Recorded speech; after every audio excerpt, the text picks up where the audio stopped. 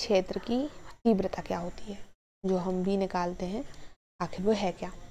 तो चुंबकीय क्षेत्र के किसी बिंदु पर स्थित काल्पनिक स्वतंत्र एकांक उत्तरी ध्रुव जितने बल का अनुभव करता है उसे उस बिंदु पर चुंबकीय क्षेत्र की तीव्रता कहते हैं। जैसे हम विद्युत क्षेत्र की तीव्रता निकालते थे, ये विद्युत क्षेत्र था, यहाँ पर हम एक चार्ज लाते थे, फिर वो जितना फोर्स फील करता था वो उस पर उसकी विद्युत क्षेत्र की तीव्रता हो जाती थी। ऐसे यहाँ पर हम इस चुंबक को ला रहे हैं स्मॉल m, तो वो जितना फोर्स फील करेगा वो उसकी चुंबकीय क्षेत्र की तीव्रता हो जाएगी।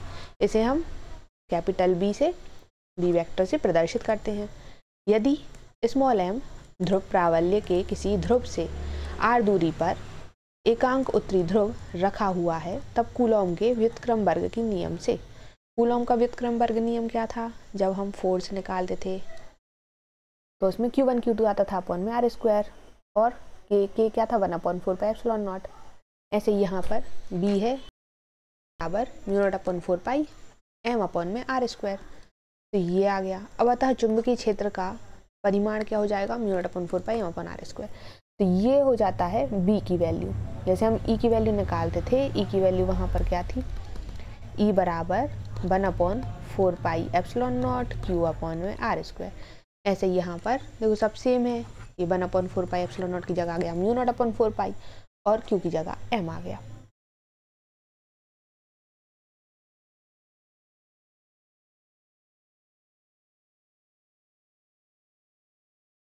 फिर है भूचुंबकत्व या पार्थिव चुंबकत्व कहलाता क्या है। तो पृथ्वी के चुंबकत्व को भूचुंबकत्व कहते हैं। भू मतलब पृथ्वी, पृथ्वी के अंदर जो चुंबक है उसको हम कहते हैं भूचुंबकत्व।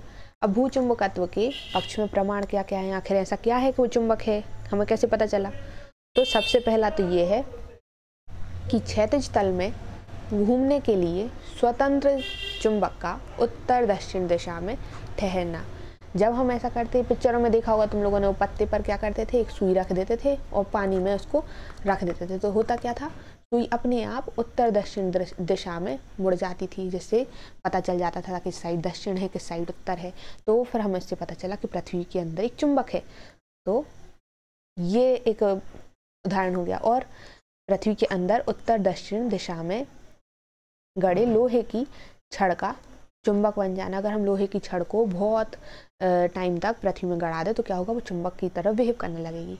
तो एक ये भी हो गया। फिर है उदासीन बिंदुओं का अस्तित्व होना, कि ऐसे बिंदु है ही नहीं लेकिन उदासीन बिंदु है, तो उदासीन बिंदु के लिए भी चुंबक हो गया। फिर है पृथ्वी तल के समीप ऊर्ध्वाधर तल में घूमने के लिए स्वतंत्र चुंबकीय सुई का पृथ्वी के विभिन्न स्थानों पर भिन्न भिन्न व्यवहार करना। कि पृथ्वी की अगर पृथ्वी गोल है, कभी हम यहाँ ले जा रहे तो अलग हो रही, यहाँ ले जाए तो थोड़ी मुड़ गई, यहाँ अलग, तो ये तो चुंबक में ही होता है। जैसे हमने देखा था ये वाला कि देखो सुई में मुड़ती जा रही थी, ऐसी पृथ्वी में भी हो रहा है, मतलब पृथ्वी एक चुंबक है, पृथ्वी के अंदर एक चुंबक है बहुत बड़ी।